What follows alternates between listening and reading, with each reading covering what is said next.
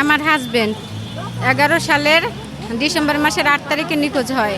নিখোঁজ হওয়ার পরে আমরা অনেক চেষ্টা করছি, খোঁজাখুঁজি করছি, র্যাব অফিসে গেছি, তারপরে মিন্টু রোডে ডিবি অফিসে গেছি, তারপরে জিটি করছি, কিন্তু ওনার কোনো সন্ধান আমরা আজও পর্যন্ত পাই নাই।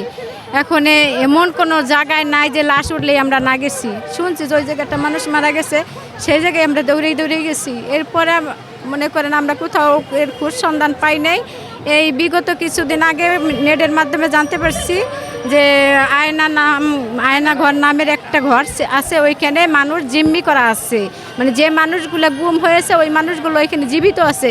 এই আশা নিয়ে আমরা মনে করেন আজও ঢাকায় আজকে 4 দিন ধরে আমরা যাতায়াত করতেছি। আমি মাদারীপুর থেকে এসেছি। আমার একটা ছেলে একটা মেয়েটা প্রতিবন্ধী, ও মনে করেন ওর বাবার ছাড়া কিচ্ছু বোঝে না।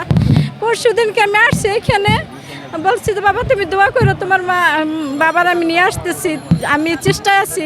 গরুর মাংস রান্না করে থুয়ে দিয়েছে, আমার আব্বু আসবে, আমার আব্বুরে নিয়ে খাবো। মানে একটু মাথায় ব্রেনের সমস্যা, তো ও মৃত্যু জিনিসটা বুঝতেই পারতেছে না।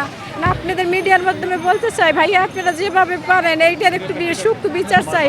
এই ডাক্তার ইউনূসের কাছে এবং ছাত্র ভাইদের কাছে আমাদের একটা দাবি যে যেভাবেই হোক আমাদের এই মুক্ত মানুষগুলো, যে মানুষগুলো গুম আছে, এই মানুষগুলোর মধ্যে বের করে দেব। তার আর যদি না বের করে দিতে পারে আমরা এটা সূক্ষ্ম বিচার চাই যত তাড়াতাড়ি সম্ভব। ভাই আমরা অপেক্ষা করতে করতে এখন আর আমরা অপেক্ষার শেষ প্রহর গুনতে গুনতে এখন আমরা শেষ হয়ে গেছি। কি কারণে আসলে তাকে উঠাই না হয়েছে? কি কারণে? সে ব্যবসার ফাঁকে রাজনীতি করত, এই কারণে।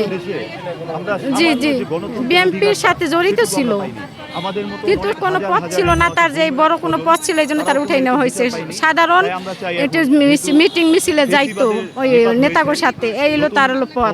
এই কারণে আমার স্বামীর আজকে 12 বছর যাবত নিখোঁজ করে রাখছে। এখন যেহেতু আমরা একটা মানে এই যে ছাত্ররা যে আন্দোলন করছে এবং ছাত্র নাহিদ আছে, ইয়ে আছে, তাদের কাছে আসলে কি আপনার?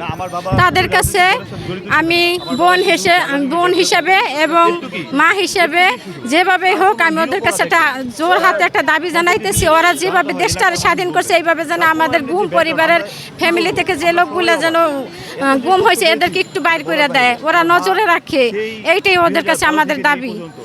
বয়সের বাবা নিখোঁজ হয়েছে, ও সারাক্ষণ কান্না করে যে আমার আব্বু কই, প্রতিবন্ধী তো বুঝতে পারে না যে আমার বাবা মারা গেছে। ও কালকে ওর মামারে ফোন দিয়ে বলে মামা আমার আব্বু বেঁচে আছে, তুমি একটু ভালো মতো খুঁজে বের করে দাও।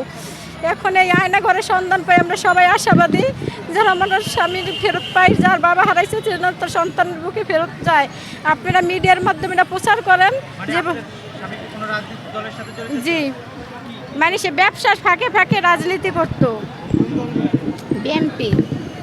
বিএনপির সাথে জড়িত ছিল।